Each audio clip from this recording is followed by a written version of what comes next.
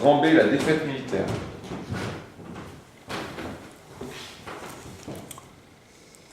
Le 19 septembre, Paris est encerclé et le gouvernement piégé dans la capitale ne tarde pas à être affamé. Et piégé dans une capitale qui ne tarde pas à être affamée. Des négociations sont entamées avec l'assaillant, mais Bismarck pose de telles conditions que la guerre continue. Cependant, cela signifiait aussi l'impossibilité d'organiser les élections prévues. Devant les risques de désunion du pays, Gambetta quitte Paris le 7 octobre en ballon pour s'installer à Tours. Oui, quand Tours devient capitale, c'est toujours mauvais signe. On verra ça en 1940. Devant les risques de désunion du pays, donc, à partir de Tours, donc, s'engage la défense du territoire. Il parvient à reconstituer une armée, acheter des armes aux États-Unis et fixe comme objectif la délivrance de Paris. Alors que la garde nationale permet de maîtriser l'avancée allemande sur la Loire, qui devient une ligne de démarcation entre armée française et armée allemande,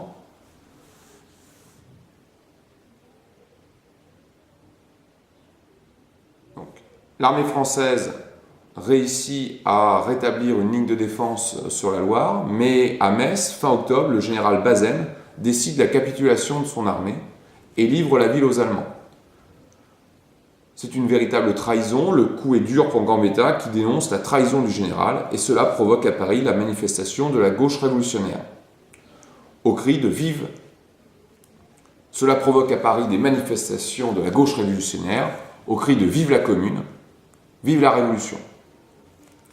Blanqui et d'autres révolutionnaires, comme Louise Michel, entraînent les Parisiens à se soulever dans une dimension à la fois révolutionnaire, socialiste, mais aussi patriotique.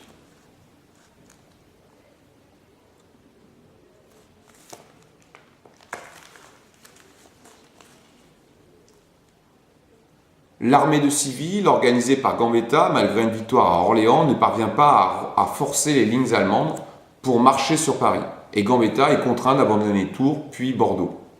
Critiqués de toutes parts, les républicains se divisent. Et le camp monarchiste, favorable à la paix avec l'Allemagne, gagne des points.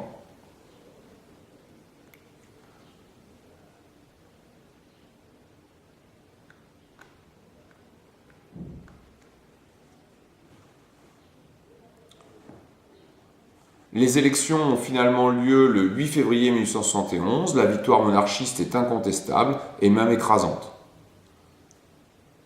Les monarchistes sont réunis sous la même bannière, même si les oppositions restent franches entre elles sur la nature du régime à installer. Monarchie constitutionnelle ou monarchie absolue? Retour à l'ancien régime ou tenir compte d'un certain nombre d'héritages de la Révolution française, notamment sur les libertés fondamentales et l'égalité civile.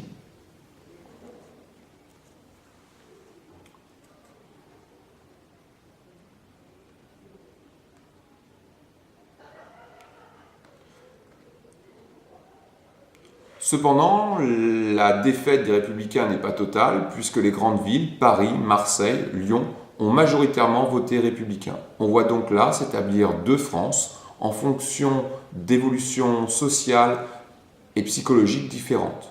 Les campagnes sont toujours tenues par des élites conservatrices, alors que l'évolution sociale consacrée dans les villes par le phénomène industriel produit ses effets, libère l'individu et favorise l'émergence de mouvements révolutionnaires et progressistes. Dans les jours qui suivent, à Bordeaux, Thiers est proclamé chef du... Il faut donc imaginer une très grande division de la France à l'issue de ces élections, et dans les jours qui suivent, à Bordeaux, Thiers est désigné chef du pouvoir exécutif de la République française, à la quasi-unanimité des députés, alors que ceux-ci sont très nettement contre la République. Thiers est l'homme de la situation pour les modérés des deux camps.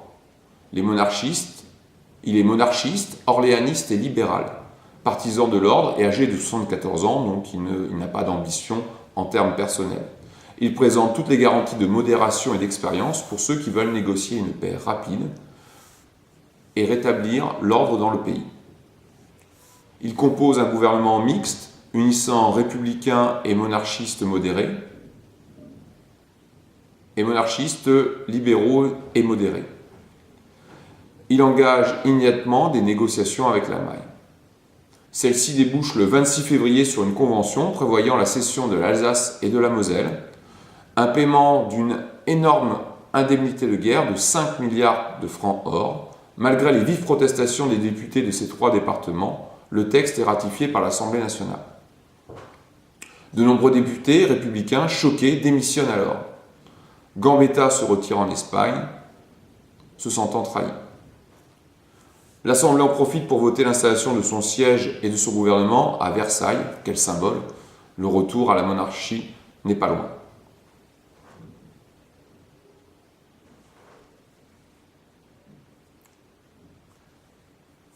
Les troupes allemandes sont autorisées à défiler sur les Champs-Élysées. C'est l'humiliation de la France qui voulait résister jusque-là.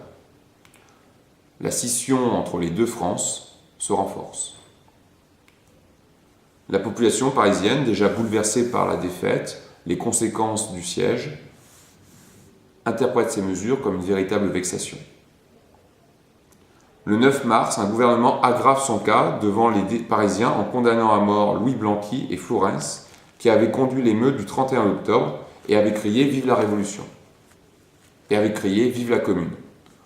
Ils interdisent les journaux révolutionnaires comme Le Cri du Peuple de Jules Vallès. Enfin, les nominations de bonapartistes au poste de préfet de police et de gouverneur, ainsi qu'une loi votée le 10 mars exigeant le remboursement des dettes commerciales, achèvent de provoquer la rupture entre les Parisiens et le gouvernement. Celui-ci prend la forme d'un contre-pouvoir qui s'incarne dans la fédération des bataillons de la Garde nationale, proclamant le refus de la défaite et de reconnaître les chefs nommés par le gouvernement. Cette milice bourgeoise, à l'origine née en 1789, avait joué un grand rôle pendant les événements révolutionnaires de 1789-1794, puis de nouveau en 1848. On voit donc que la Commune de Paris, républicaine et socialiste, se dote d'une véritable contre-armée. Élisant ses officiers et acteurs politiques de premier plan, la Garde nationale est l'outil d'une revanche contre un gouvernement honni.